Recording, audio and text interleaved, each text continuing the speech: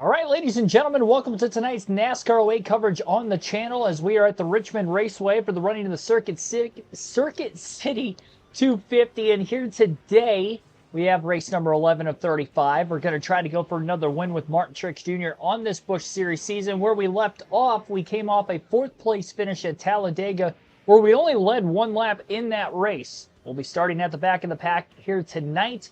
No practice, no qualifying. But I do think we're going to have a pretty quick car. We ran a 50% race at Richmond last week on the channel with the Cup Series, and we ended up dominating that one, even under the same parameters of starting at the back with no practice or qualifying. So I think we're going to have a really quick car here. We had a quick car here, obviously, with our NASCAR 7 gameplay. Richmond, for whatever reason, just a good track for me on these older EA games. So let's get into this. Be sure to hit the content as we get into tonight's race. All right, a little bit of a mouthful there at the beginning, but we are here. 250 laps, so this is actually going to be slightly longer than the Cup race we had here last week by 50. Green flag is in the air. And Ty Cleaver on the pole. Will contact 3 wide getting into the first turn. Truex busts his way through.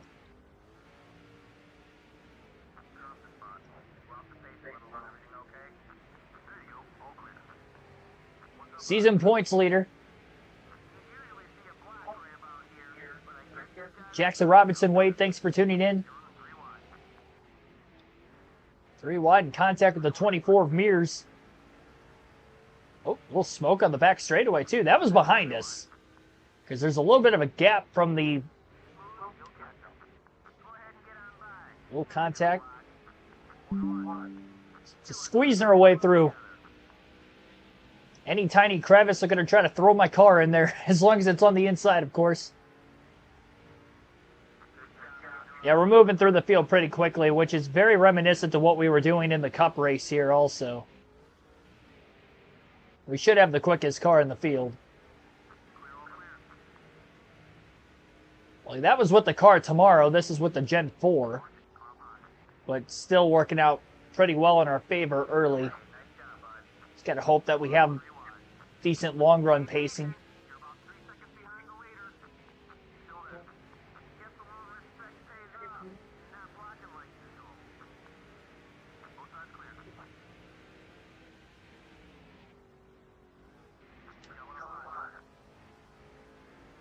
Yeah, I did see about Cindric not being suspended, which I kind of figured. I can't remember if I really talked... Well, I definitely talked about it on the channel at some point. And I might have even mentioned it during the live commentary stream on Sunday when it happened.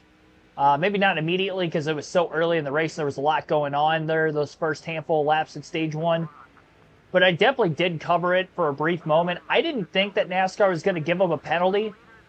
I did see a lot of social media was upset at the fact that he didn't get penalized on NASCAR's inconsistency and stuff like that. But I figured that they were going to gauge that as a short track because the speeds are nowhere near at that area of the racetrack in Coda. Had it been maybe up the hill a little more towards turn 1 in a faster area of the racetrack, they might have ended up suspending him. But for where it happened, they were going short track speeds, and we haven't seen them suspend anybody for right hooking anybody on a short track. But they have been heavy with the fines and with points penalties. So yeah, I'm not surprised that that's what NASCAR ended up going with. Believe it or not, it is under precedent from recent years and how they've basically gauged when to suspend a driver, when not, when it comes to the right rear hooking drivers. So yeah, I'm not surprised about that. As far as the Chase Briscoe deal, man, winning that appeal, and I guess Cindric could end up winning his appeal at this rate too. 50 points is big for Cindric, though. I mean, you got to figure that's going to be a guy that's pretty much going to be on the cusp of the playoffs, more than likely all year. And he did a great job at Daytona and Atlanta scoring a bunch of points. 50 points, I mean, that's got to take most of that away. Not to mention he didn't actually get a good finish in the Daytona. Well, no, he did finish top 10, that's right. He got in that crash on the final lap, but I think he still finished top 10. I think he was 8th right behind Blaney. Ruben Tampa, thanks for tuning in. Already up to 3rd. Didn't take long. Looking for 2nd. Trying to get by the RB17 machine of Matt Kenseth, but he's blocking on the front stretch.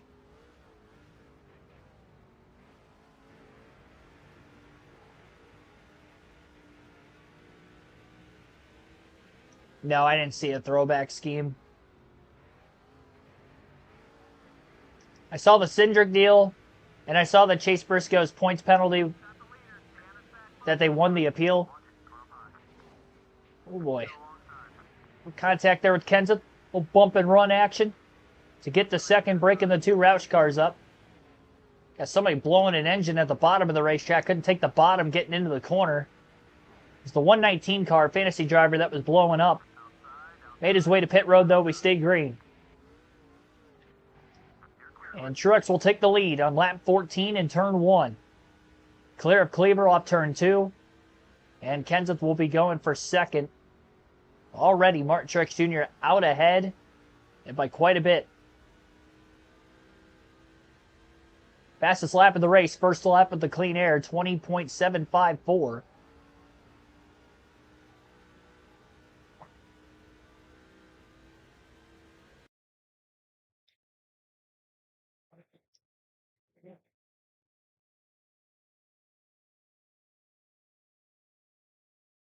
Another fastest lap, 20.72.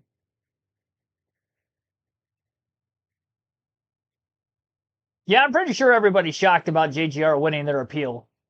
And I would probably say that Chase Briscoe's probably shocked as well with the way that this goes. Very rarely we see penalties overturned like that. 100 points back, that's massive. I mean, he was still going to more than likely be in the negatives after this week as well. Was in a must-win situation, not anymore. The consistency when Truex was in that 19 car, despite not winning races as much since I got to the next-gen era, I think Briscoe will be fine. Although Truex technically missed the playoffs in 2022, I guess. But I'll let that year slide. It's because we did have 15 races won by different drivers in the regular season alone that year.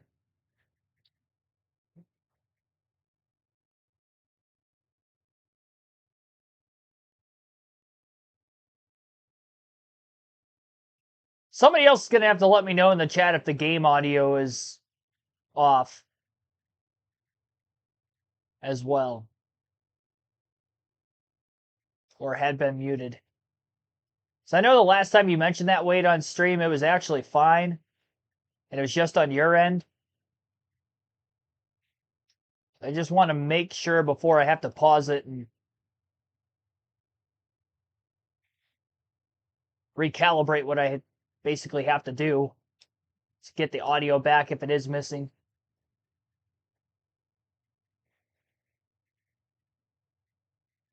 Could just be quieter because I'm not around any cars anymore, quickly pulling away. About a second and a half lead. Audio's off. Why does it do that?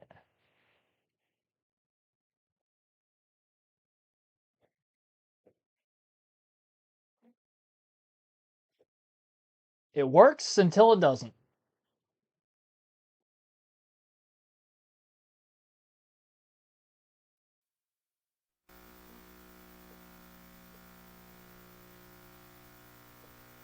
It's very inconsistent when that happens, too.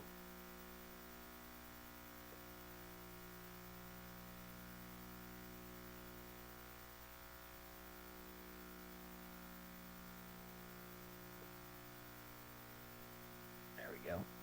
All right. Now it's too loud.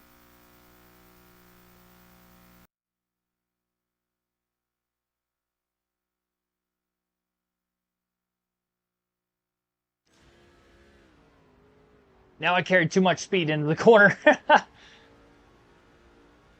Had to pause it multiple times on the front stretch.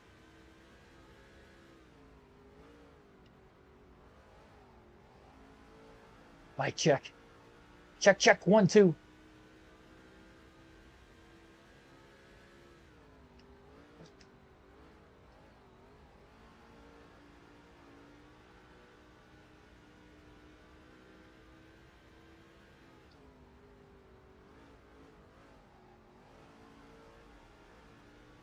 Perfect.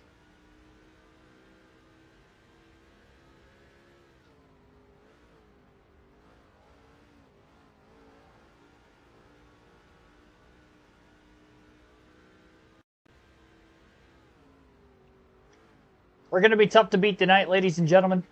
I almost beat myself in the truck race, though, when that was the same thing last night when we were at Boulder Raceway Park.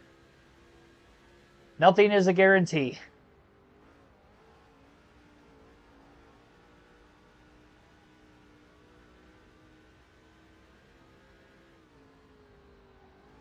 What, perfect?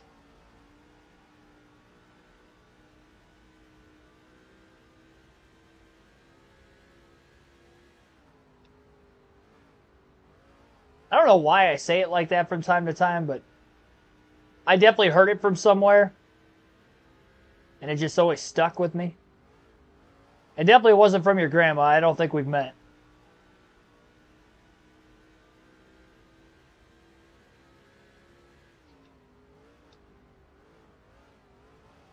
Maybe it was my grandma. Maybe it's just an old person thing.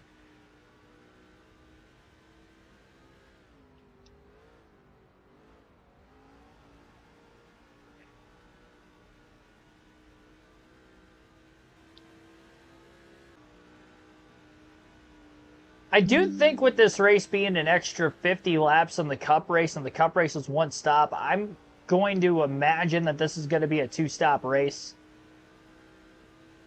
Unless we somehow were able to go 125 laps on a full fuel run, but I doubt it.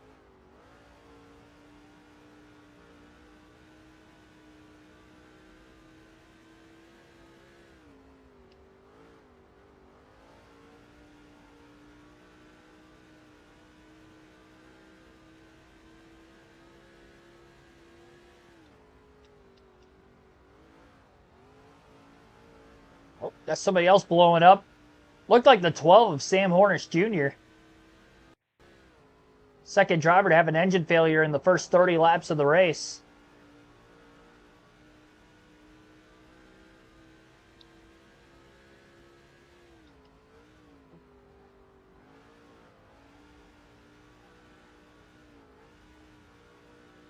Taking Brendan Butterbean Queen.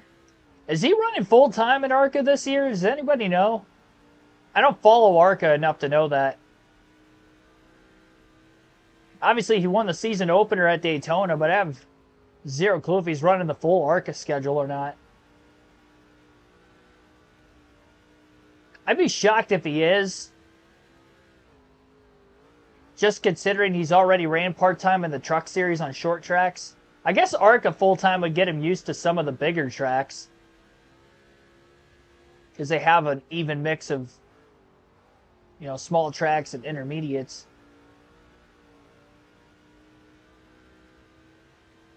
I'm surprised nobody got him a truck ride full-time. Didn't he finish like 3rd or 4th at North Wilkesboro in his truck debut last year? He was quick.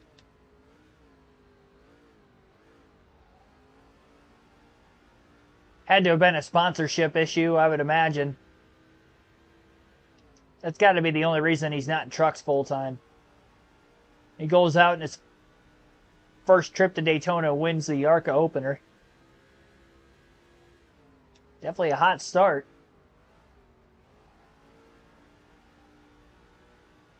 First time ever racing on a super speedway of any kind. Picked up quickly. He made a great move for the lead on the back straightaway when he did.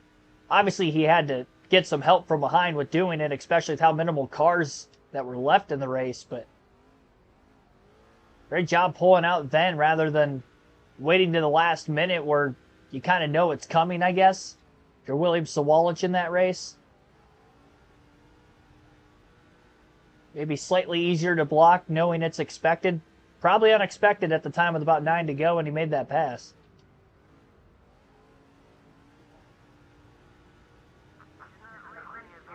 Already into lap traffic, lap 37 back straightaway.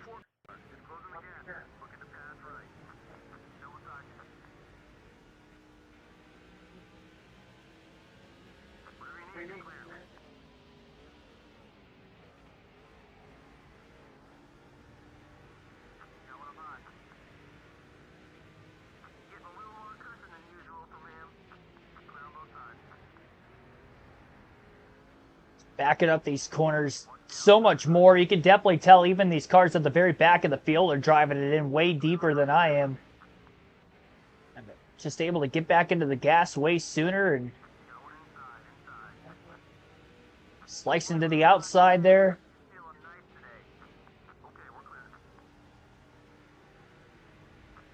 Moves are being made.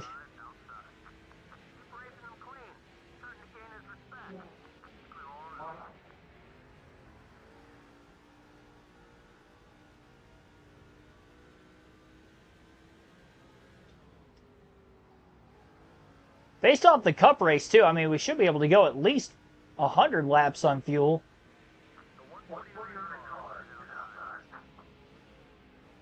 Probably have to get to about 63 to have any sort of a shot of making it halfway.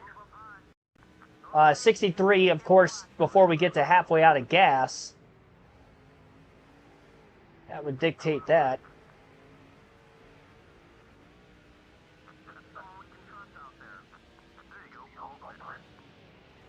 Oh, got clipped. 3 wide, too. That could have been dangerous. Right in the right rear. He couldn't have made contact with me any more off center. I'm surprised my car didn't go up the track way more than it did. It really didn't even go up the track that much. Oh, jeez. Above the yellow line, I don't even know what that is. I feel like I might have heard of that, but yeah, I don't even know what above the yellow line is.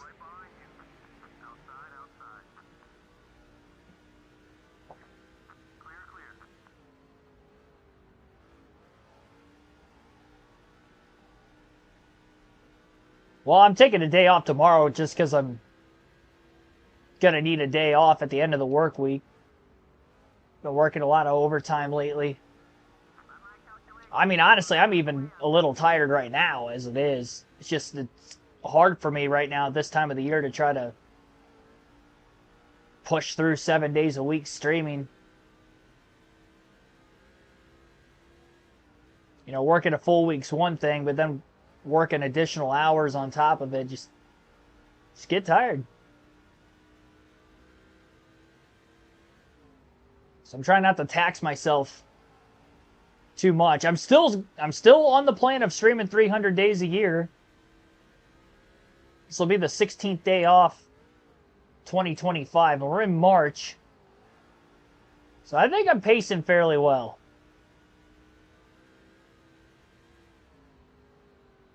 That gives me about a month and a half yet, that total, that I would take off to still hit the 300 days.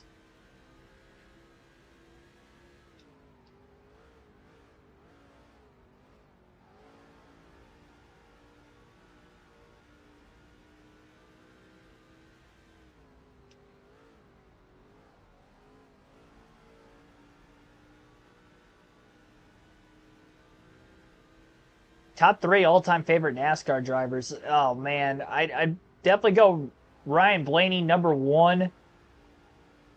He's got more of a connection with him than I did growing up as a Greg Biffle fan. And then Greg Biffle will be number 2. Number 3 is interesting.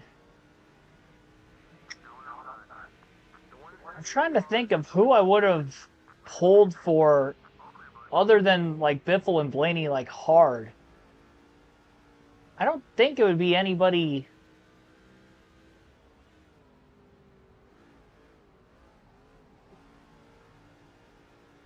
I don't really know if I have a third, just because those two were just so unanimously my favorites.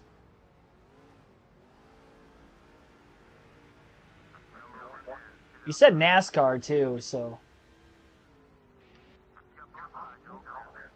Oh, okay, I know of Taylor Kitchen, okay. Apparently she lives like a couple hours from me. Yeah, that's what, TobyChristie.com.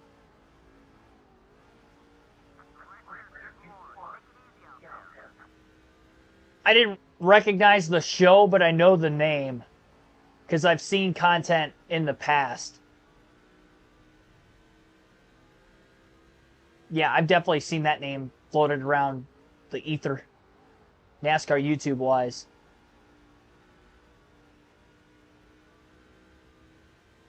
Yeah, it was just one of those, like, I saw them, they had a semi big platform, and I was trying to figure, I'm like, why haven't I seen this person before?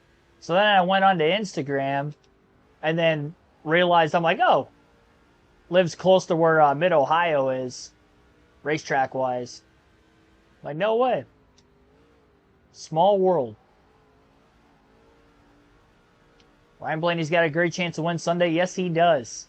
He's off to a good start this year. He didn't have a good finish at COTA, but I wasn't expecting a good run. He kind of exceeded my expectations by way of how much speed he had in the middle of the race. The finish, wish he would have had a better finish, but it's been executing. Maybe I'm thinking of somebody else. Maybe she could have moved.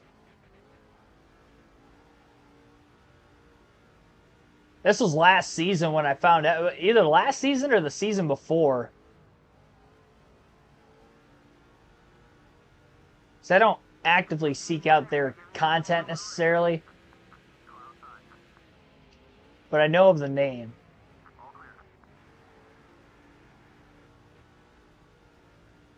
I guarantee you she's at least from Ohio. Or maybe lived here at some point. Because I can remember vividly when I found out about her. Yeah, that she lived fairly close to where I live. By fairly close, I mean about an hour to an hour and a half. So, kind of, not really. Closer than any other NASCAR YouTuber I know, I'll say that much.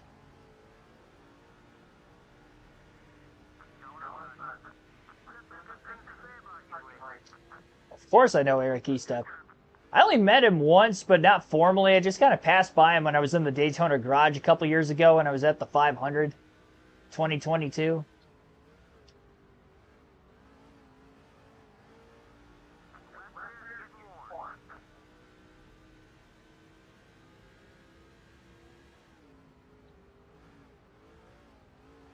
It would have been the Friday before the 500.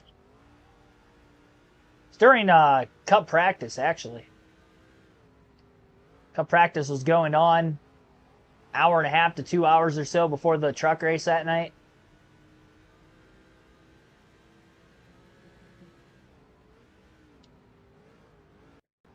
Yeah, the only YouTube channels NASCAR-wise that I actively try to seek out, and it's not even really the YouTube channels in general, it's just watching the NASCAR Weekly podcast, because I grew into watching that every week from... I don't catch it live as much anymore, especially since starting my YouTube channel. I haven't caught them live as much the last couple of years, but I'll always watch it like a Friday or Saturday when I'm not working, or try to get my notes ready for the live commentary stream, and I'll just have that playing. I started watching their stuff, and that's when I first really discovered all of them, the 4 of them at that time. I went to the Michigan race in 2018. That was the second NASCAR race I'd ever gone to. It would have been the June event. And I just got back. I went by myself like that in my household. I've got my parents into watching it more since then, but especially at that time, like, there was nothing. Like, there was nobody I could have talked to, so I was just kind of scavenging YouTube just to find if... I'm like, there's got to be, like, something I could find that's like talking about the race today. And sure enough, that's when I stumbled across Eric Estep's channel. That was the first Out of the Groove episode I watched.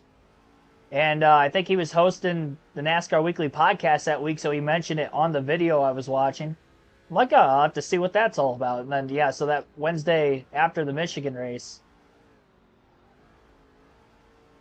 I don't really watch their channels individually as much anymore, but I definitely try to keep up with the NASCAR Weekly podcast. It reminds me of that time. And I just like the idea of, you know, NASCAR fans, honestly, they're about my age. I'd probably be just a little bit younger than them. within a year or two of most of them. Just somebody my age watches NASCAR, talks NASCAR. Yeah, I can listen to that for a couple hours a week. They know their stuff. So, yeah, that's how I grew into watching all those guys. Like I said, I don't really watch as much on a daily basis. I'm just doing so much nowadays. If I didn't have this YouTube channel eating up, an hour and a half plus every day, yeah, I'd have an extra 90 minutes. I probably would be watching more NASCAR stuff on YouTube, but I don't want to oversaturate my brain with racing. As much as I love racing and race myself and stuff growing up, there's only so much I can absorb at one time without overkilling it, especially during the season. That's the last thing I want to do is ever get to a point while I'm watching NASCAR specifically or racing, just hoping it gets over. And I know fans are like that to a certain extent, but racing with me in particular, doing it growing up and loving it as much as I have since I was a kid, whether that was watching it or doing it myself, like, I never want to get to a point where I'm burnt out or tired of it. I was getting close to that point a couple years ago. And so that's why I took that 2 to 3 month hiatus during the winter before coming back. I don't want to get to that again. So instead of doing, the 7 days, basically 365 there, like I was doing right from the start for a couple years before I got myself burnt out, I'm giving myself a night or two off a week. I'll call it daily content because there are some weeks I will go 7 days a week still. Like, I could be fine for a 2-week stretch and do that, but especially the spring, we're in peak season where I work right now from basically now through the 4th of July, so I'll be working a lot of overtime from now until the middle of the summer. That and in the preps of moving in the fall.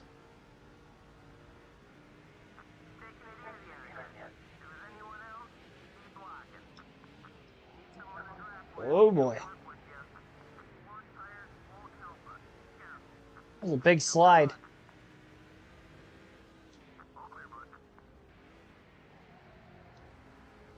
Another slide. No, I didn't really watch any gaming content. The only NASCAR gaming content I've really ever watched is WinVal. I mean, I've seen stuff from other NASCAR YouTubers gaming-wise, but the only one I ever actively watched and looked forward to seeing what they put out next was WinVal. I need to get back into watching his older NASCAR stuff again, or older in the sense, like, I know he's doing like a NASCAR Dirt to Daytona. I haven't watched that since, golly, it was somewhere in the middle of his first Cup season on there, and I just haven't watched it. Like I said, I just try not to oversaturate my brain with too much NASCAR. Yeah, NASCAR gaming side of things, no, I do it, but, and although that's all I was doing at the start, I still don't like to consider this a gaming channel. And I consider this a NASCAR channel. I do this during the week as filler just because I like to do it. I've got nothing else I'm doing. It'd probably be different if I had a wife and kids or something. I probably wouldn't be doing this during the week. Like, this isn't really, this isn't helping, but it is engaging. It gives me something to do, and I enjoy your guys' company and doing it throughout the course of the week. Otherwise, I, wouldn't do it. Like I said, I never want to feel like this is a chore. Because if I get to that point, it's tough to get away from that.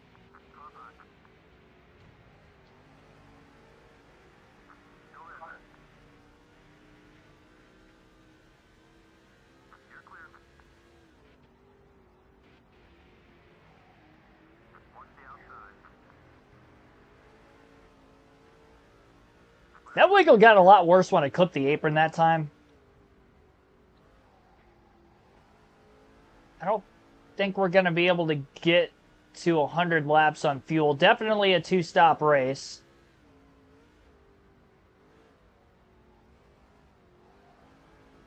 We had about a 7-second lead, and that's kind of dissipated just a bit.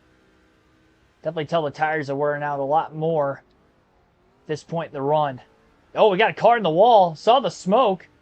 Then I saw somebody driving up against the wall. It's Jeff Burton in the 29, but no caution. And we stay green.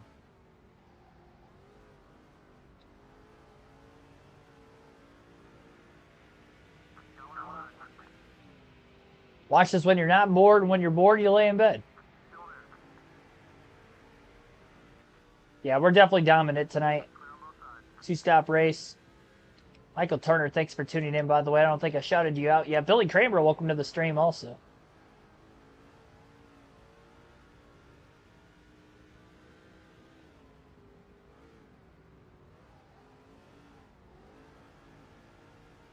And more smoke up against the turn 4 wall.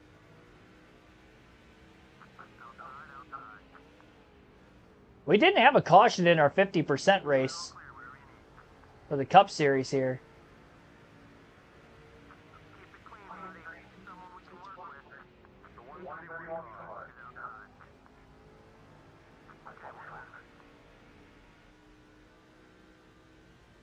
Oh, yeah, jury duty this morning.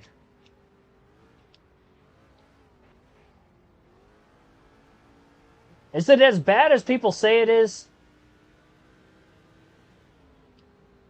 I guess the worst part about it is you're not getting paid at work. And it kind of takes that out of it, I guess. It's just kind of a... I don't want to say it's a waste of time. It's a waste of your time, I guess. Maybe not other people's time, but a waste of your time specifically.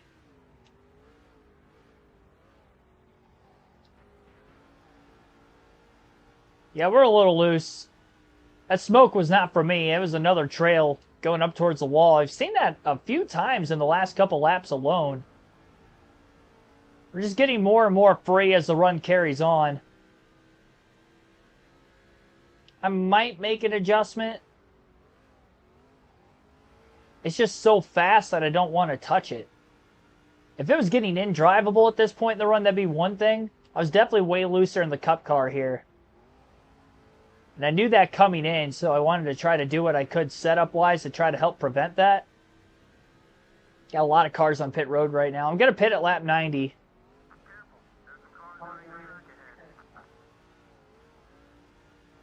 Stay out one more, pit at lap 90. I want to wait for pit road to clear out a little more.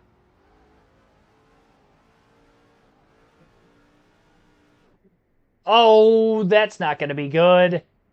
I thought I was going to be able to make it one more lap. This is tough. I got to go almost the entire lap.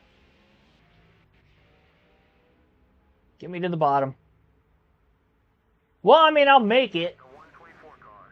Give up a lot of time. Nobody hit me.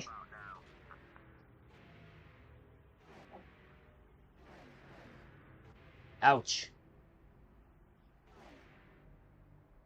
Oh, we still got the fastest car. So there's that. I'm not going to make any adjustments. Not this time, at least. First of 2 stops. We got a long ways to go.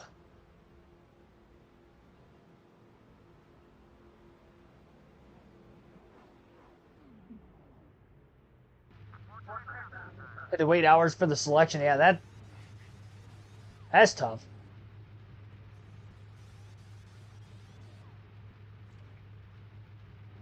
Oh, you didn't get... Well, yeah, that's good. So you were there, and then you just didn't get selected. Yeah, could you imagine being there and then getting selected on top of all the time you already wasted?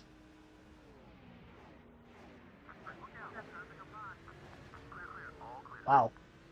So we're in 4th, but we're quite a ways off the lead. It's like Matt Kenseth's out in front right now, and we're over 10 seconds back.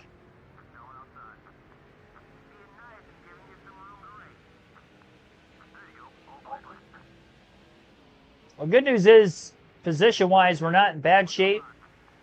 And again, we've got the fastest car in the field, so I'm personally not worried about it. It's going to eat into the amount of laps we're going to try to lead in this one.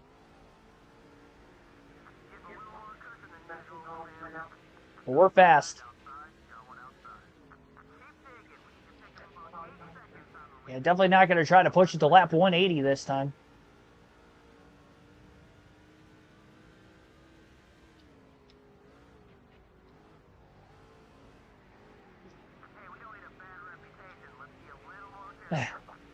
Truex, bad reputation? What alternative universe is that?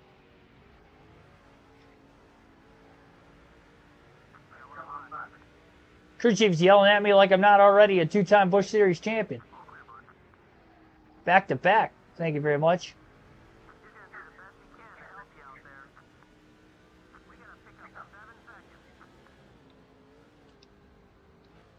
Trial would have been 3 days. Jeez.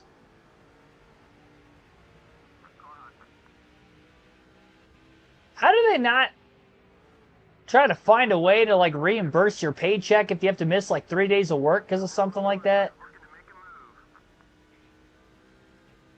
I don't know. Obviously, in your case, you didn't have to go, but there's other people that did.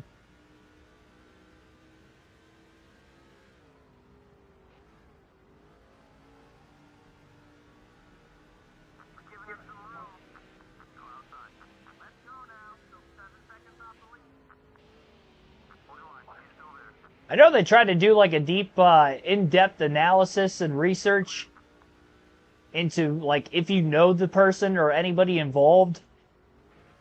They search for everything. Not only relation, but it's like, did you guys work at the same place? There's just a bunch of stuff. So you're like a regular customer at, like, wherever you work or something of that nature. If you work in a public setting, I guess. Or that could be the case.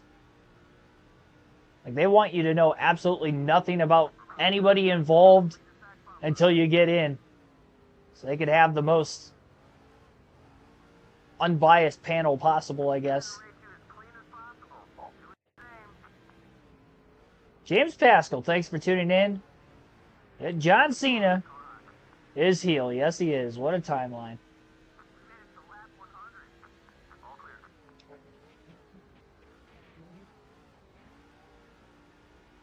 Feel like I'm 5 years old all over again.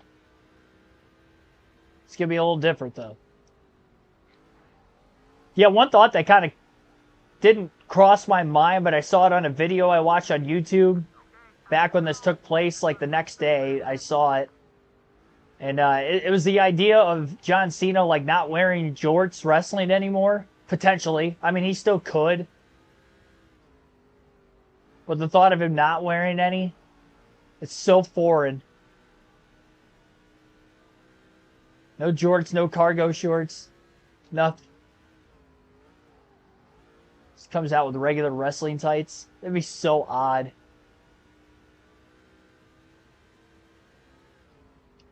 Yeah, 20 years. I think I saw somebody put like the exact amount of days on a timeline of how long he's been a face for. It was 21 years and something odd months, days involved. But yeah, 21 plus years.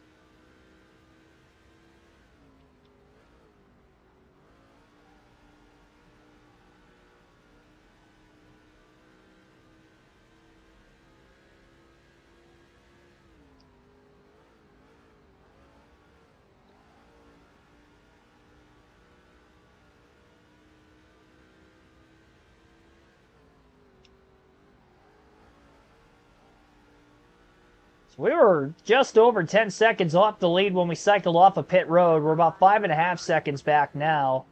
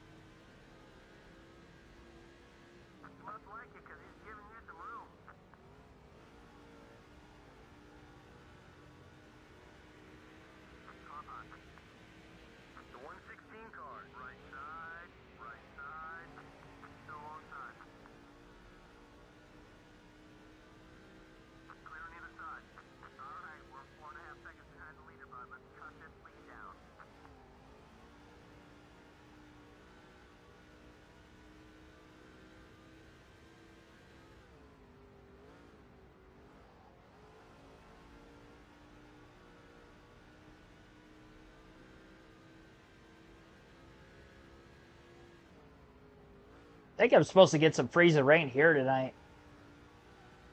Probably gonna have to get up early for work in the morning just in case the roads are icy. Oh my gosh, I gotta pause it for a quick second. I had my one leg crossed over on the other one, like right on my ankle. Oh man. I lifted it up there for a second. I couldn't move it. It didn't fall asleep on me. It was just kind of seized up. All right, we're good. I think. Yeah, that was a bad idea. For those of you that don't know, I broke my ankle when I was younger, and I've got complications with it right now. Not like at the well, technically at the moment, I guess, but yeah, it never healed right. If I were to not wear socks, even with socks on, you kind of see it, but there's like a bone that's just like calloused or just didn't heal properly. It like sticks up on my foot, like right in the where my ankle would be.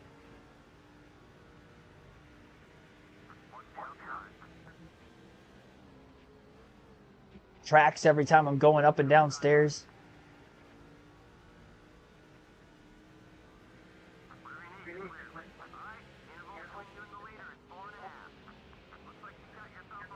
That was a bad position to try to sit in.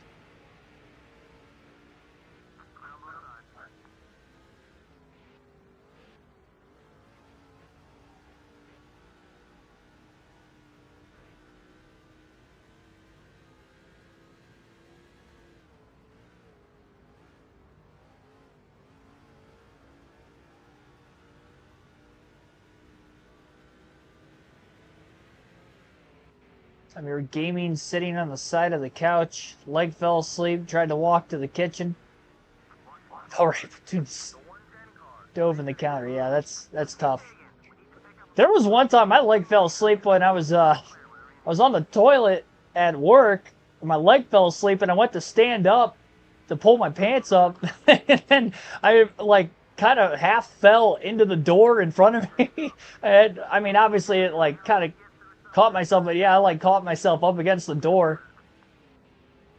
If there was anybody in the stalls around me, they probably heard that thud or like shake, thought it a little bit of shake afterwards. I was kind of laughing at myself when that happened. I wasn't expecting that. Just kind of stood up and fell forward.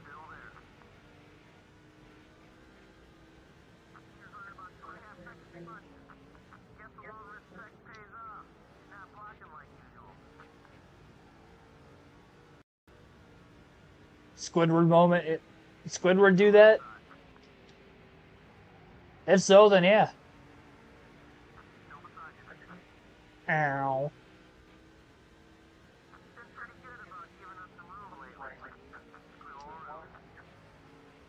Well, nobody saw me, obviously. The bathroom stall door was closed. I didn't fall through the door.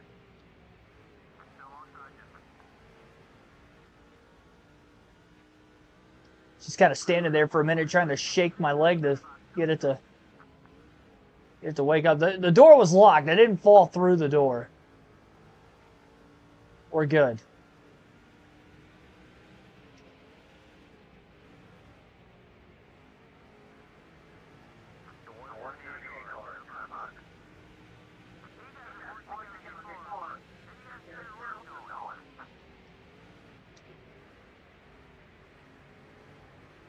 Gosh, if I fell through,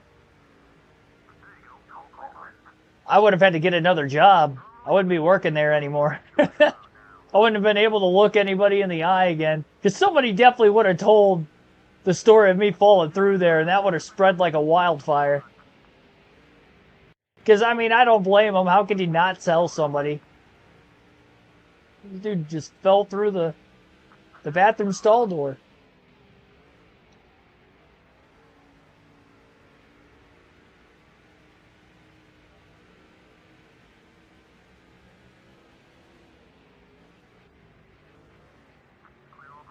I guess it's good that I fell forward and not backwards. That would have been tough.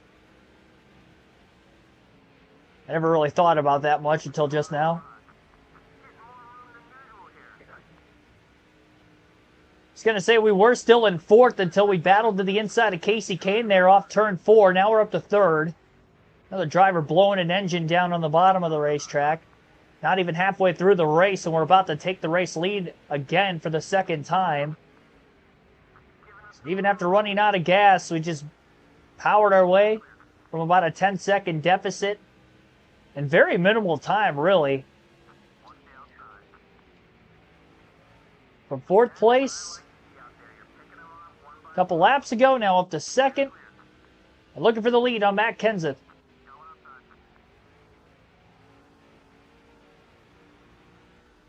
Clear off turn 4, Truex leads. Lap 123, again our second different time that we have led in the race today. Todd Cleaver going to follow us to get the second, passing his teammate Kenseth through 1 and 2. Cleaver started on the pole. He's been running top 3 the whole race.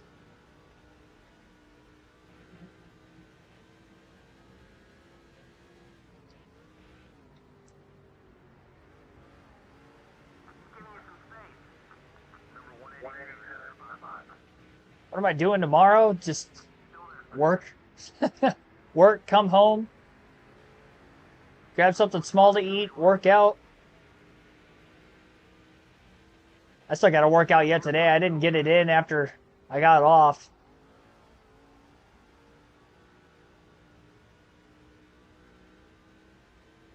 Guess I have the energy to do it. I'm going to force myself to one way or another. As long as I end up in bed by about 9:30, I'm all right. Which, with this being a Busch race tonight, I should. I'd like to think this stream's probably going to get done about 7:30 or so. Get something to eat real quick. Work out for about an hour. Take a shower and probably end up passing out about 9:30 for the night. Watch hockey, then sleep. I'm not going to have enough energy to do that.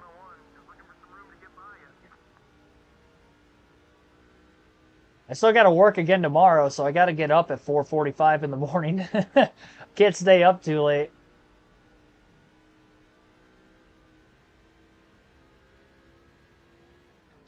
Work at a Home Depot warehouse.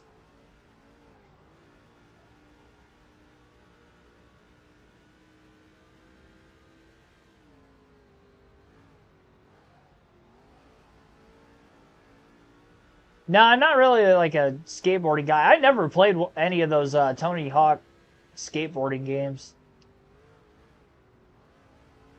I know they're classics, though, for gamers.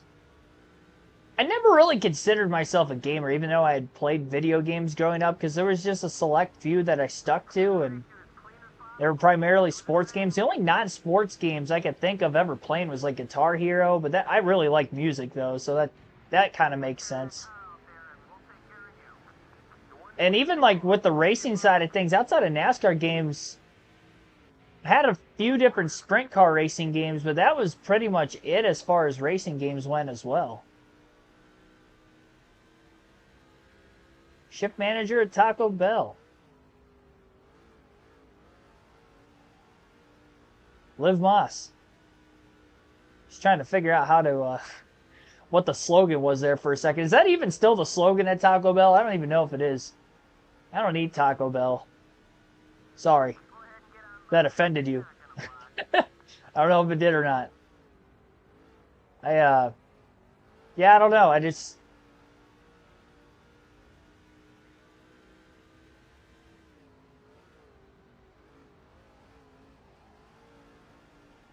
Go-to fast food for me would be like a McDonald's breakfast, and then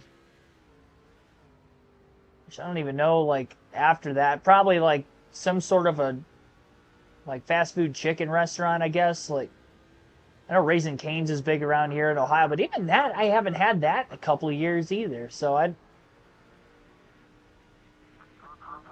usually it's when I'm on the go and I travel down south for like a NASCAR race or something, and I try to make sure I get to a Zaxby's at least once.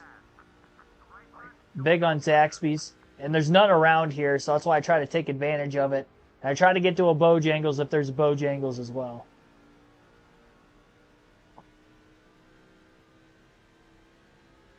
So that would be my fast food of choice.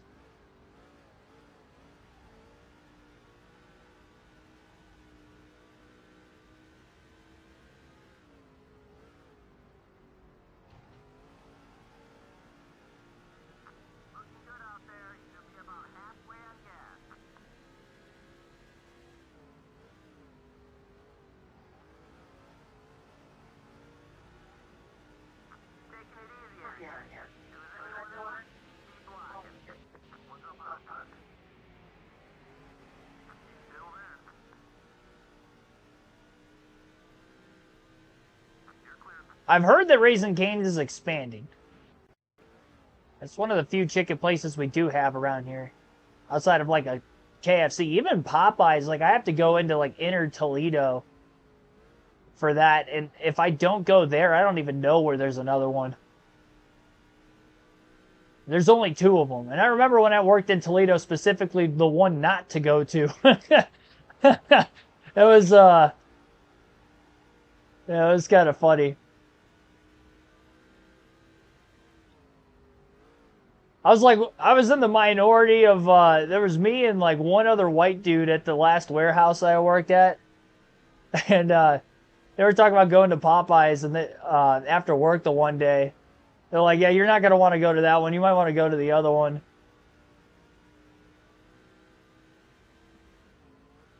I'm like, all right, noted. I will take your word for it.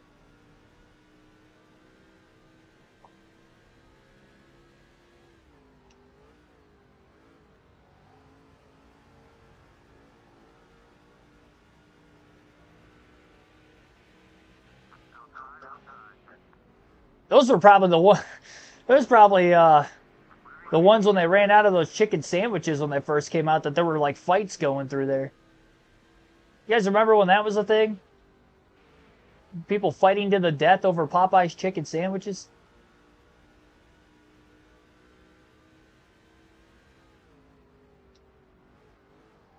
It was a national phenomenon.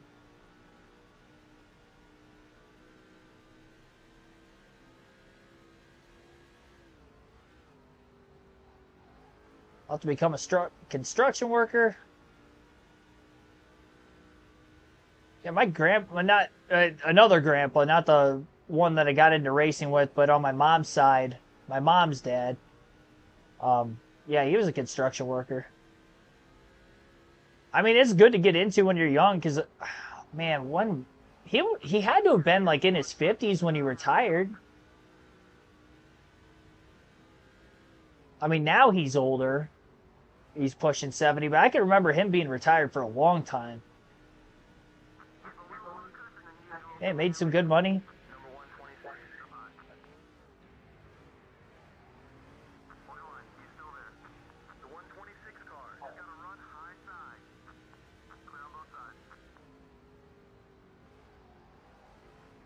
Didn't bring the sauce packets. I look like a construction worker. I could see that. It's the beard. The beard makes me look like I can do about anything. I could pass almost every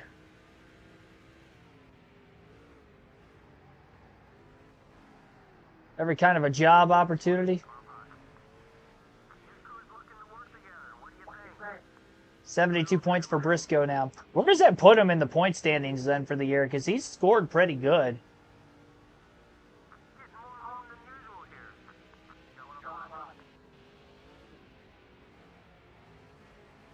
Decent at least. He's got to be top 16.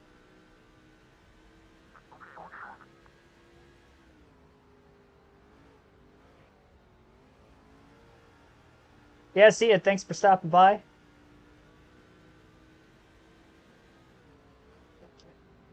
$14th. Yeah, I could see that. Yeah, that's big. A lot better than where he would have been running, which would have been in last. Still be down in the negatives.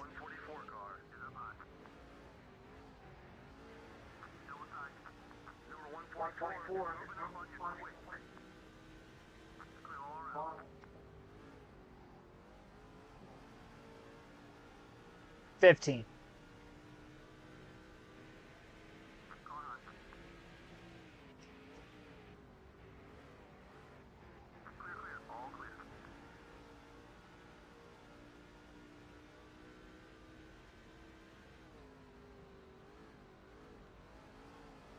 About 100 laps to go this time by.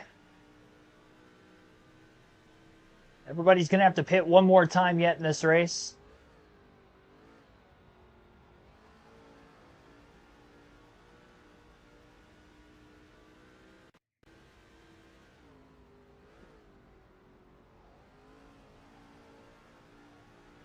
Yeah, Cindric had a pretty good start to the year. That's tough. I mean, honestly, Cindric might be in a must-win situation just based off of prior year's performance. And sit where he's at in points after the first couple races, knowing that two of them are good tracks for him in super speedways at Daytona and Atlanta.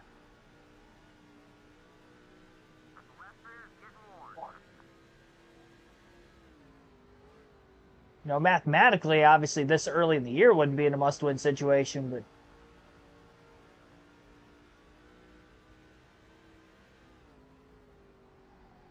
a lot of his better tracks, too, like in New Hampshire and, well, Gateway specifically. Gateway's supposed to be in the playoffs. Won there, obviously, last season.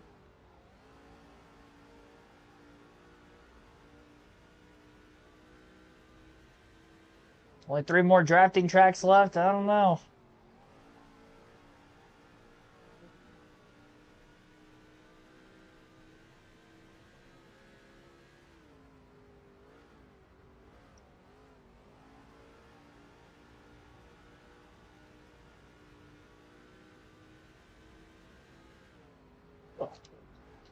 See, I told you I was a little tired. I even yawned right there. It's tough.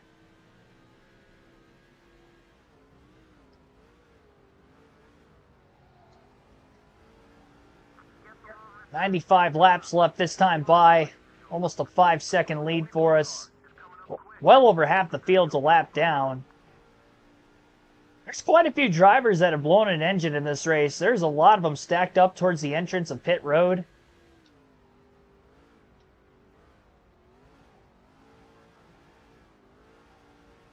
Especially for only being 156 laps into a short track race. This many laps left, I don't even know that we've seen the last DNF. 39th on back is out. So I guess it's only 5 drivers are out of the race. It looks like more than that on the track map. It looks like more than 5. Unless that was the 6th and they just weren't enough laps down yet. Guess I'll wait and see for when the leaderboard crosses again. Quarter of a tank of gas left at this point in the run.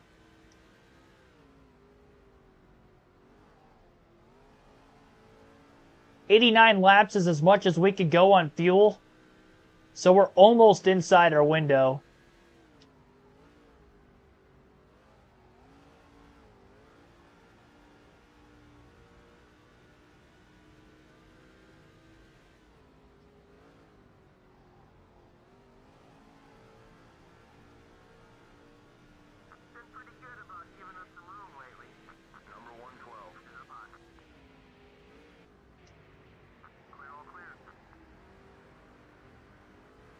A bump and a run.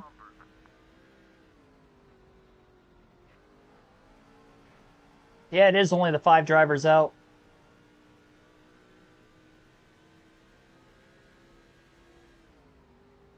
$90 laps left. Still caution free.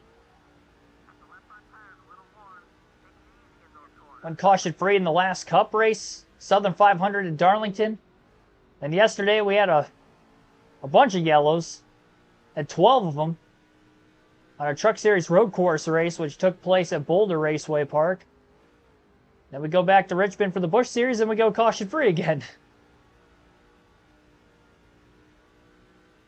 Either not any yellows at all, or a bunch of them. And knowing that we'll be at Darlington for the next Busch Series race on Friday night, it's going to be way shorter than the Southern 500. That thing might go caution-free, too. That one's only 200 miles. relatively quick race.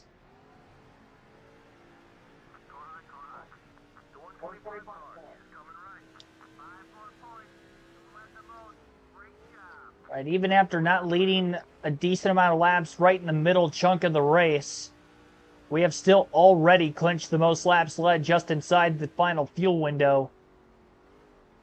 If we were to catch a caution for the first time, we would definitely hit pit road. I'd also say it feels like I've managed my tires a lot better this run than I did the first run. That was even having to come from a deficit. Just not sliding the tires as much.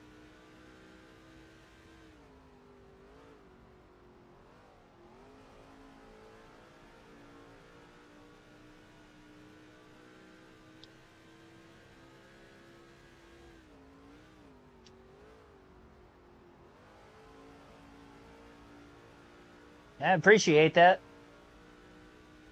I don't do it quite as much with the video game stuff. I kind of sprinkle it in there.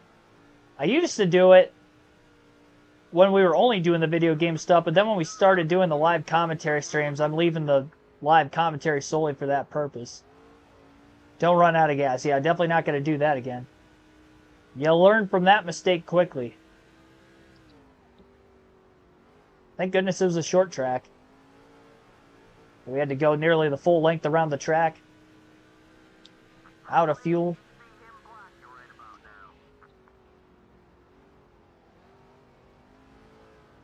Yeah, every time I see comments like that, though, I mean, it gives me hope that there is still some sort of a dream alive to be able to do that for a living. Whether that would be on YouTube full-time down the road or actually getting to work within the sport of NASCAR in a commentating aspect. Whether that be like a radio broadcasting or something of that nature. That's the ultimate dream.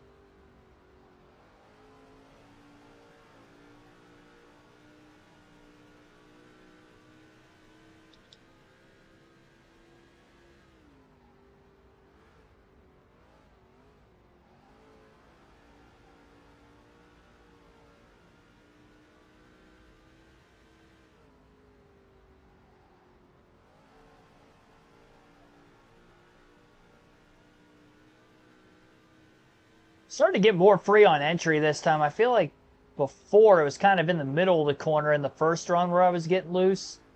I didn't make any adjustments when we were just on pit road. Tried to stretch this out a little further. This final run's actually going to be less on laps than these first two runs each. By the time we pit and leave pit road, we'll have just over 70 laps left. Definitely not going to take it all the way to lap 180. Not going to make that mistake again. Probably pit here in about 5 to 7 laps.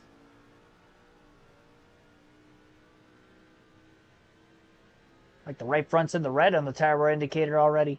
It's actually kind of shocking because, like I said, the car feels better than it did before, so it makes me feel as if we saved our tires a little bit more, but maybe that's not the case.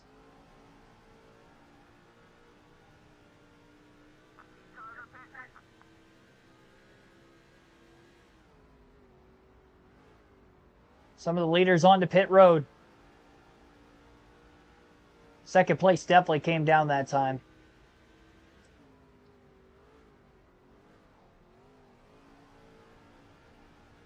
Quite a few others as well.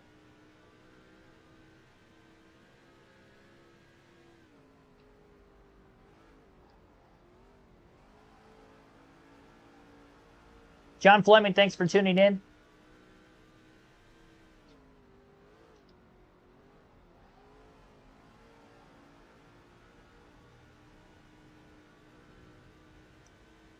I would imagine that I might end up having, I mean, it would definitely help. You know, building this as a resume helps too, but that is one of those deals where if I'm able to do, you know, YouTube full-time, for instance, down the road, that I would be willing to go back to school to get a degree for journalism that could help me get into that platform.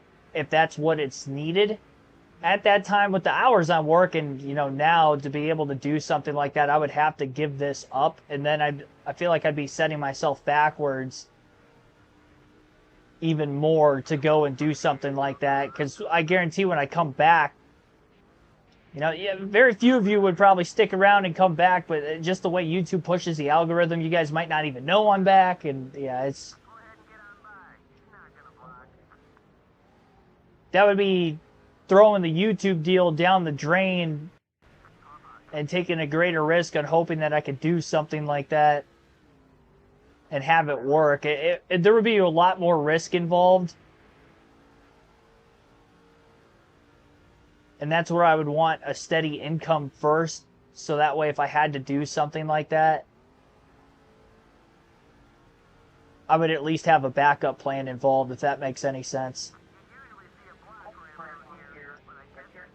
Way before I started the YouTube channel, when I did graduate high school, oh man, we ran out of gas again. I did go to 180. I was telling a story.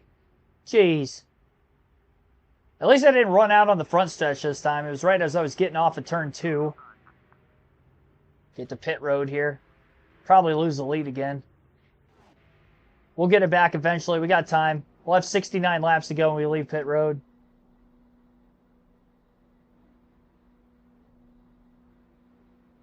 I'd want to interview drivers. I asked Dale Blaney for an interview when I was at Fremont Speedway a couple years ago. To do it for the YouTube channel, I was giving him all my contact information to do some sort of like a 10-minute Zoom interview, and he declined me twice. So there wasn't really anything else I could do there.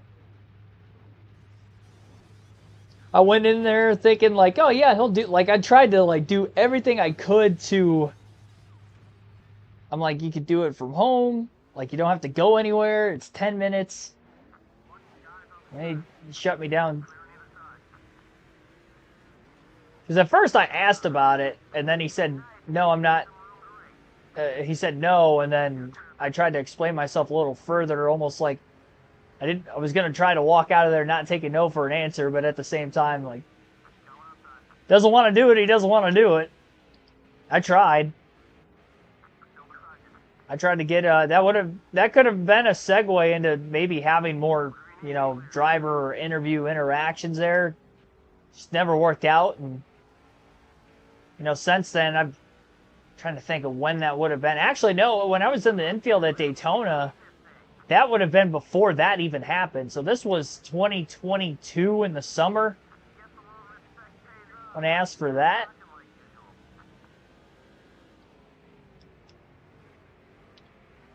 I guarantee if I would have offered him money, he probably would have done it. But at the same time, with my budget, I couldn't do that. So that would have been probably the way I could have gotten it done. Which, that does suck, though.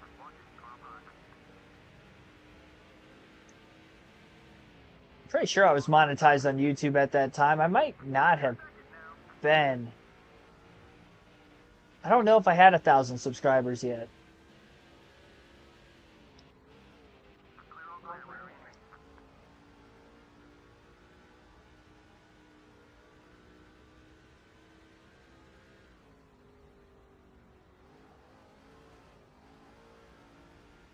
I really wanted to get his story out there because there are so many racing fans, especially more so NASCAR fans.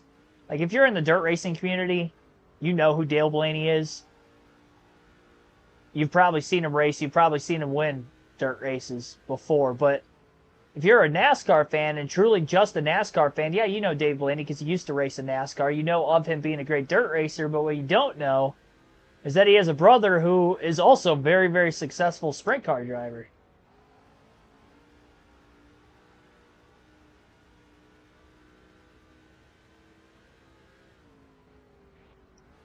He's won World of Outlaw races. I think his biggest win, I think he won, I think it was the 4 Crown at Eldora for the World of Outlaws. I know he's a Knoxville National runner-up. He almost won that once. Way back in the early to mid 2000s. But yeah, he had a pretty successful racing career. Got drafted second round of the, oh man, what year was it? I want to say 1980, or maybe it was like 79, something of that nature. But yeah, he got drafted by the Los Angeles Lakers. Great basketball player, went to the University of West Virginia. I was just trying to get that story out there. I feel like it's a cool story and not a lot of people really know of him. Yeah, I was probably talking. I tried to pitch the idea for a good 2 minutes there. He was probably just standing there awkwardly, knowing his answer the entire time I was talking. It was probably in one ear, out the other. He probably had no interest in there. I introduced myself too because the reason he was there, he was getting inducted into that Track Speedway Hall of Fame. My grandpa was getting inducted that same night. So I threw out there that, like, oh, you know, this is like, so at least like he knew of a name. I went in there thinking I was going to get a yes, and I got multiple no's. It was kind of heartbreaking in the moment, but kind of live to laugh about it now. It took me a couple days to get over that.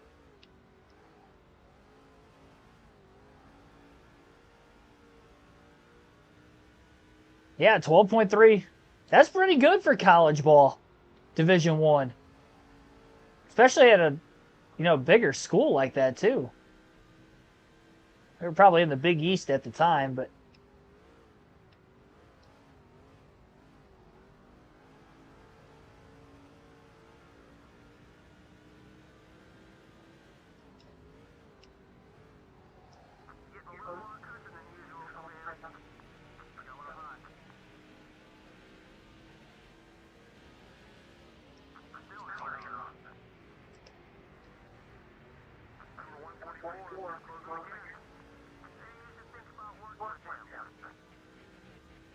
so lost the lead for a brief moment on that final pit stop, got it back within a handful of laps, and we're quickly pulling away.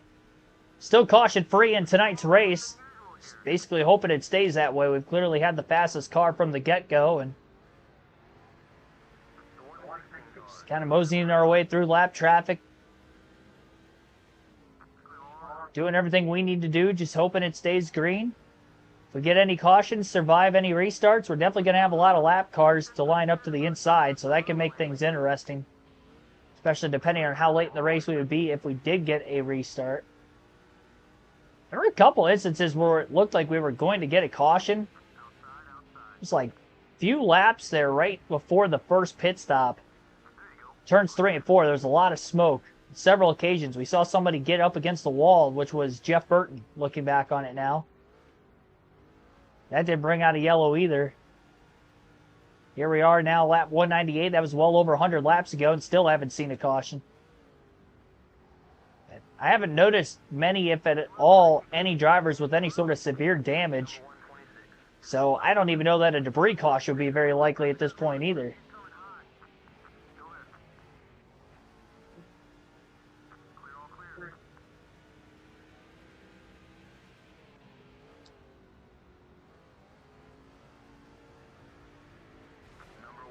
Oof.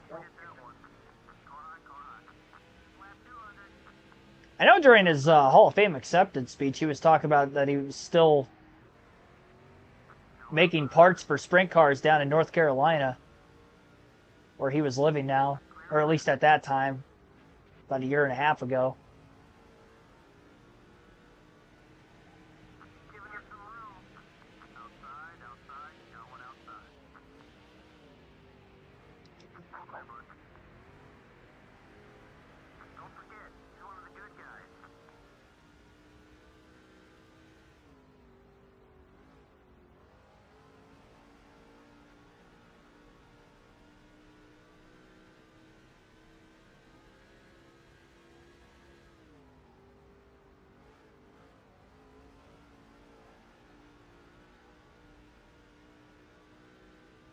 Westminster. I don't even know where that's located.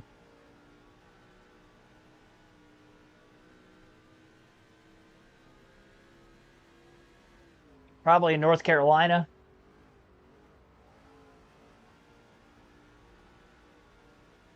Was or is? I guess is, because his racing career is pretty much done. He surprisingly actually raced that night locally at Fremont. He ended up winning, too. He won the main event.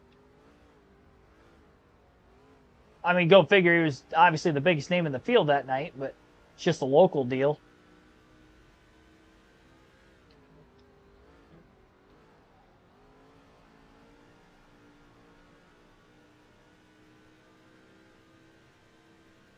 Pennsylvania.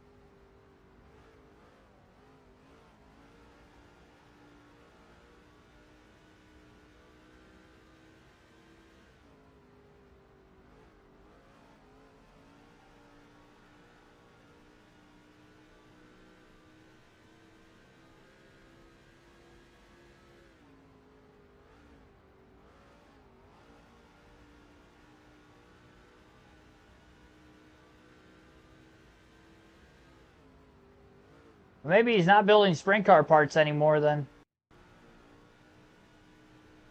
So I know he definitely stated he was living in North Carolina at that time. That's quite a long haul, though, to get to Pennsylvania from there.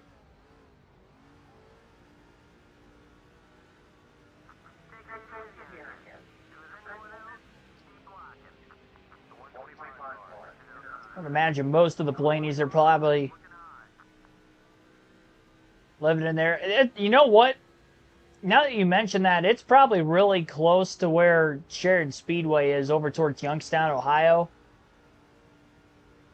It's Westminster in, well, western Pennsylvania. That would make sense. If it's like western Pennsylvania, relatively close to the Ohio-Pennsylvania border, that would make sense because that's not far from where he would have grew up. Oh, boy. Side swiping action going on there. A little bit of a speed glitch it looked like too, because I was flying through there. Either that or they were that slow. Probably a combination of both.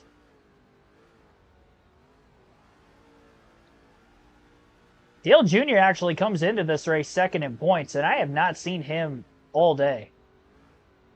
Haven't really looked up at the leaderboard much either to tell exactly how far off the lead he may be position-wise.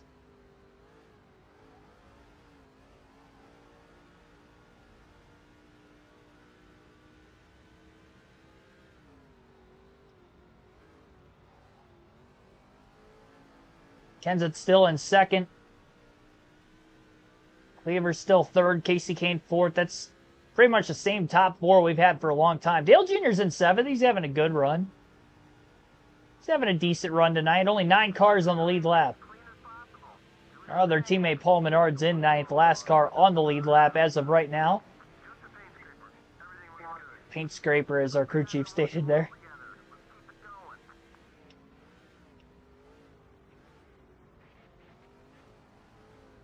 Okay, yeah, that makes sense. I was going to say, unless he moved back home, like that would have been the only explanation I could have maybe given as to why that'd be the case.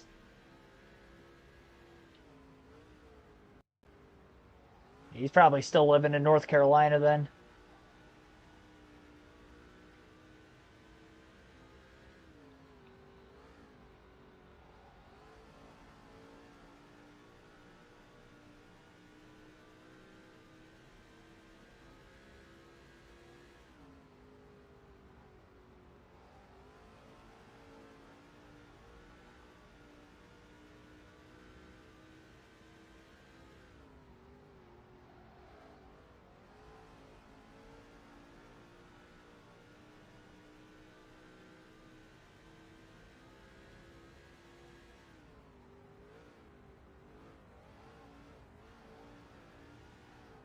Yeah, without a caution, we're pretty much going to be riding around with a pretty hefty size lead.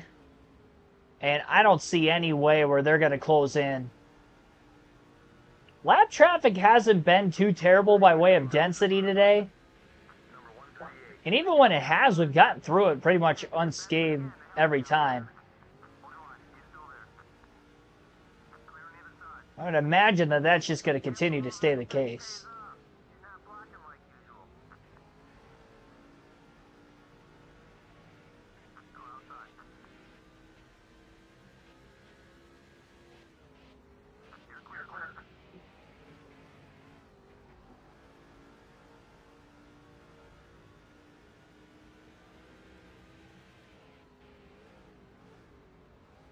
Hartford is definitely where he, that's where he grew up. If that's according to Wikipedia, I don't know that I would trust that source.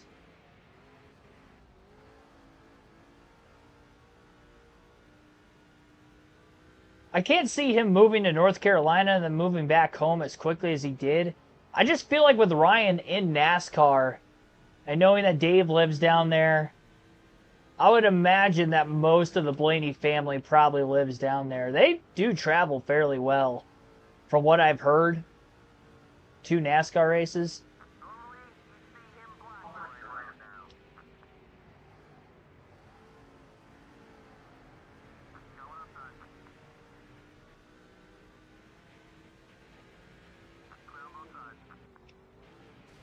Oh, wow.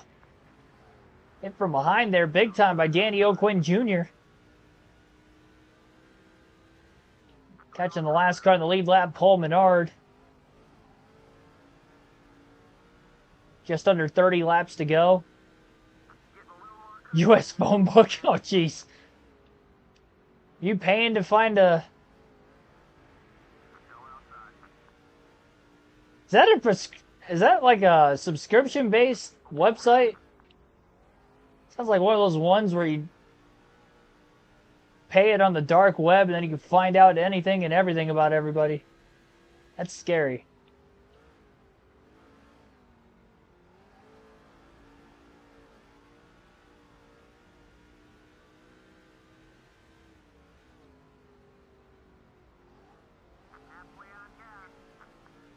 I've never even really heard of that, honestly.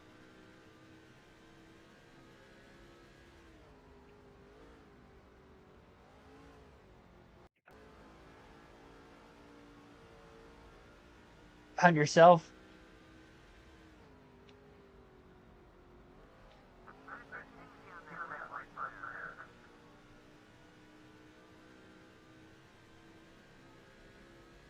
In the phone book, or you found the website yourself?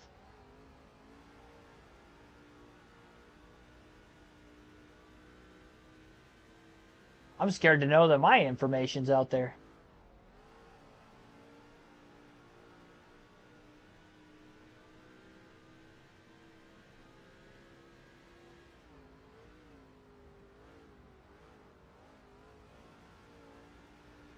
There's no way everything on there would be 100% accurate.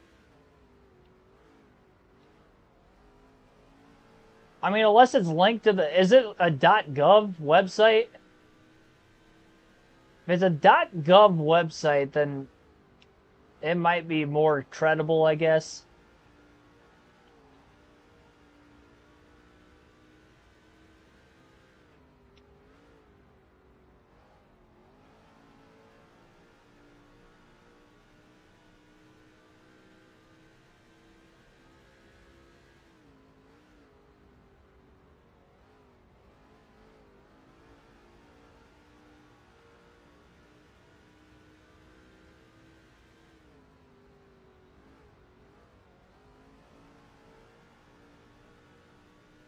$20 to go at the line on other notes.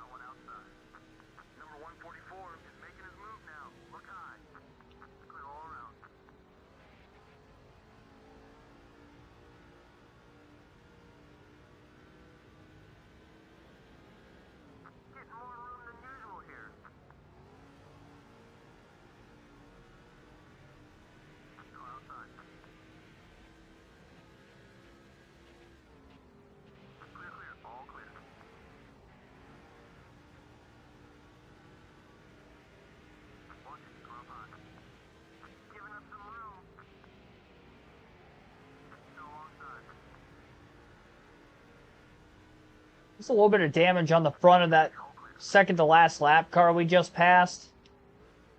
I don't think it's going to be enough. I don't know if he was the guy that might have got against the wall, because there was smoke in the middle of 3 and 4 headed towards the wall. It's kind of a trail of it. That outer lane.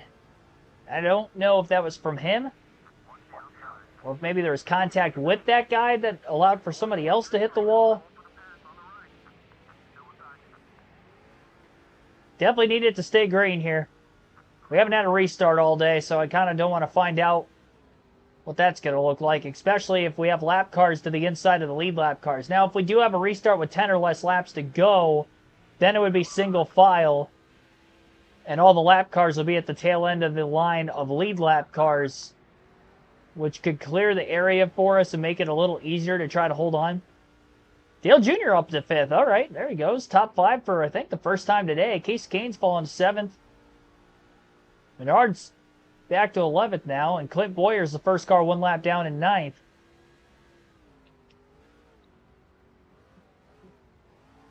Largest lead was about 7 seconds in this race today. We're just over 5.5 second lead. 13 to go this time.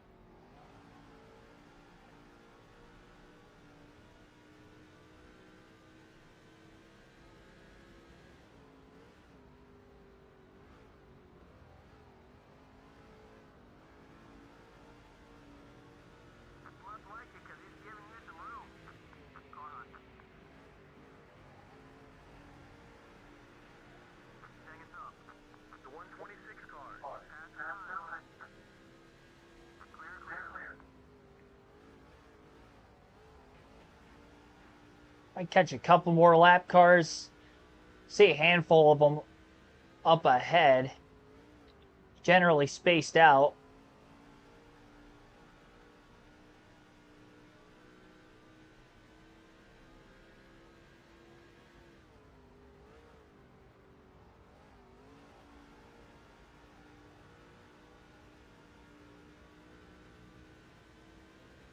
Definitely catching this next one very quick. 10 laps to go this time by.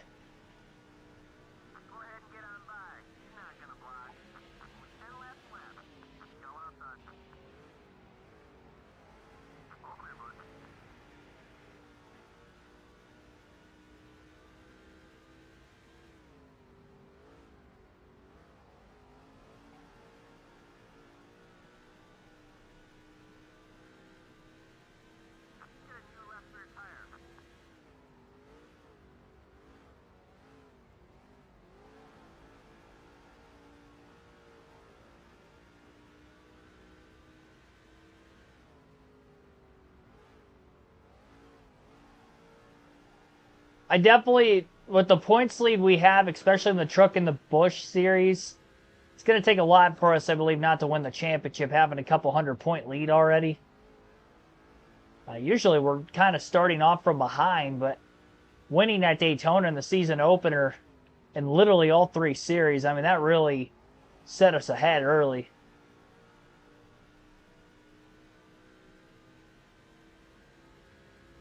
Haven't really looked back much from there. We've had 2 finishes outside the top 10 on this Busch Series season with Truex, but that's it.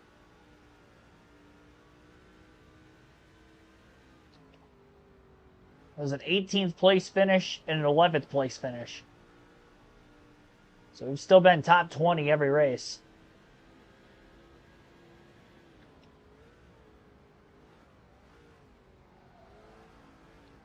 Being a season-long points format, obviously going to help us. See, on the Cup Series side, the points are going to reset those final 10 races.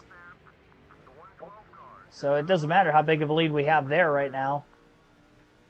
Still going to have to execute when the chase rolls around. But it'd be tough for us, I feel like, to throw away even a #1 seed. Especially with less races left there for the regular season side of things, almost halfway through the regular season. Already a few 100 points ahead from second, which is Jeff Gordon for right now. Still about a 5.5 second lead. 5 to 5.5 seconds as it fluctuates back and forth.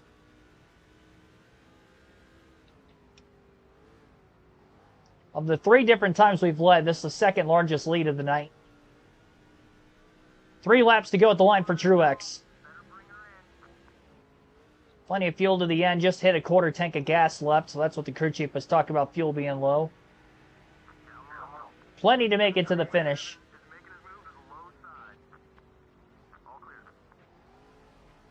Past that lapper on the outside off turn 2. Might have 1 more to go. I think we'll catch this next guy in the final lap, and then that'll be it.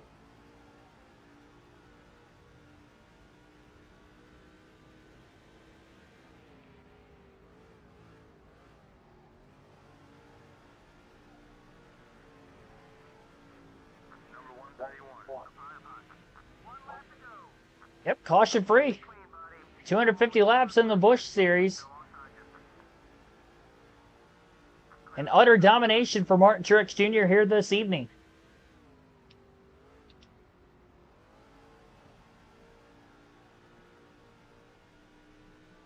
Second caution-free Busch race of the season, and there we go. 1 hour, 30 minutes, 11 seconds. That's all it took here tonight to get through this full 250-lap race at the Richmond International Raceway. A big-time win. I'll take that. Matt Kenseth ended up in second, a third-place finish for Todd Cleaver after qualifying on the pole. He led 13 laps. Kenseth led for 34 laps. Kevin Conway in fourth, and Casey Kane rounds out the top 5 in fifth. John Wood sixth, our teammate Dale Jr. in seventh. David Stremme last car in the lead lap in eighth. Kevin Harvick first car lap down in ninth, and Marcus Ambrose rounds out the top 10. Our other teammate Paul Menard ended up dropping back to 13th and also finished 1 lap down at the end of the race. W. Clark, Sam Hornish Jr., D. Rogers, Casey Muir, C. Erickson, all blue engines, failed to make it to the finish of the race, and all with more than 100 laps left. 5 DNFs in total, 5 lead changes in total, again caution free, 5-second margin of victory, 124.74 mile per hour average race speed. Cruising to a win indeed.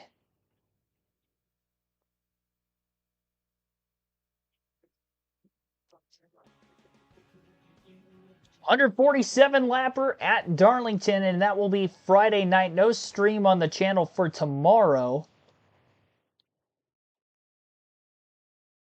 So we'll be taking tomorrow night off.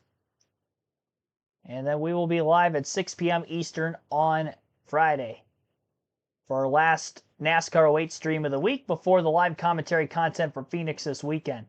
445-point lead over Dale Jr. in second. Matt Kenseth, after finishing second tonight, is third. And the third-place finisher tonight, Todd Cleaver, is fourth in points. Paul Menard, after finishing 13th, is sixth in the standings as our other teammate. All right, thank you, everybody, for tuning in here today. Be sure to hit the like button if you haven't done so yet. Subscribe for more daily NASCAR content. I'll see you guys on Friday. Have a good rest of your Wednesday night. Have a good Thursday tomorrow. And I'll see you in a couple days.